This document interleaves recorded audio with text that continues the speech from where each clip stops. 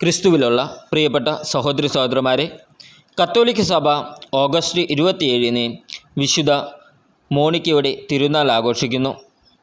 ആഫ്രിക്കയിലെ കാർത്തേജിൽ ക്രിസ്തീയ ഭക്തകുടുംബത്തിൽ ജനിച്ച മോണിക്ക വിവാഹം കഴിച്ചത് പട്രീഷ്യസ് എന്ന ഒരു വിജാതീയനെയാണ്. അവർക്ക് 2 ആൺമക്കളുണ്ടായിരുന്നു. മോണിക്കയുടെ സ്നേഹവും ക്ഷമയും പട്രീഷ്യനെ ക്രിസ്തീയ വിശ്വാസത്തിലേക്ക് നയിച്ചു. പിന്നീട് മകനായ അഗസ്റ്റിൻ മാനസാന്തരപ്പെട്ട് ജ്ഞാനസ്നാനപ്പെടുന്നതുവരെ അവളുടെ കണ്ണുനീർ തോർന്നിട്ടില്ല.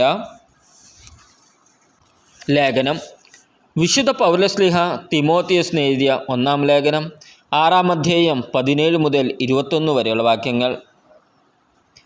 ഈ ലോകത്തിലെ ധനവാന്മാരോട് ഔദിത്യം ഉപേക്ഷിക്കാനും തങ്ങളുടെ പ്രതീക്ഷകൾ അനിശ്ചിതമായ സമ്പത്തിൽ വയ്ക്കാതെ അവയെല്ലാം നമുക്കനുഭവിക്കാൻ വേണ്ടി ധാരാളമായി നൽകിയിട്ടുള്ള ദൈവത്തിൽ അർപ്പിക്കാനും നീ ഉദ്ബോധിപ്പിക്കുക.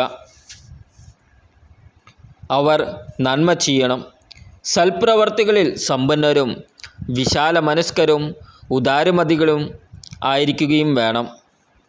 അങ്ങനെ യഥാർത്ഥ ജീവൻ അവകാശമാക്കുന്നതിന് അവർ തങ്ങളുടെ ഭാവിക്ക് ഭദ്രമായ അടിത്തറ പണിയട്ടെ.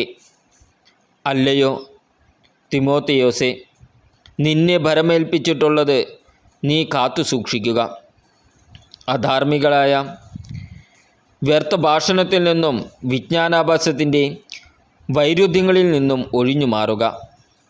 ഇവയെ അംഗീകരിക്കുക മൂലം ചിലർ വിശ്വാസത്തിൽ നിന്ന് തീർത്തും അകന്നു പോയിട്ടുണ്ട്.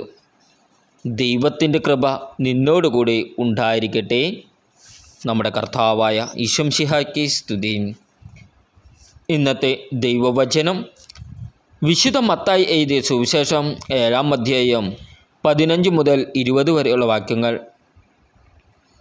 ആടുകളുടെ വേഷത്തിൽ വരുന്ന വ്യാജ പ്രവാചകന്മാരെ സൂക്ഷിച്ചു കൊള്ളുവിൻ. ഉള്ളിൽ അവർ കടിച്ചു ചീന്തുന്ന ചെന്നായ്ക്കളാണ്. ഫലങ്ങളിൽ നിന്ന് അവരെ മനസ്സിലാക്കാം. മുൾച്ചെടിയിൽ നിന്ന് മുന്തിരിപ്പഴമോ ഞെരിഞ്ഞിലിൽ നിന്ന് അത്തിപ്പഴമോ പറിക്കാറുണ്ടോ? നല്ല വൃക്ഷം നല്ല ഫലവും ചീത്ത വൃക്ഷം ചീത്ത ഫലവും നൽകുന്നു. നല്ല വൃക്ഷത്തിന് ചീത്ത ഫലങ്ങളോ ചീത്ത വൃക്ഷത്തിന് നല്ല ഫലങ്ങളോ പുറപ്പെടുവിക്കാൻ സാധിക്കുകയില്ല. നല്ല ഫലം കായ്ക്കാത്ത വൃക്ഷമെല്ലാം വെട്ടി തീയിലെറിയപ്പെടും. അവരുടെ ഫലങ്ങളിൽ നിന്ന് നിങ്ങൾ അവരെ അറിയും. നമ്മുടെ കർത്താവായ ഈശോ മിശിഹായ്ക്ക് സ്തുതി.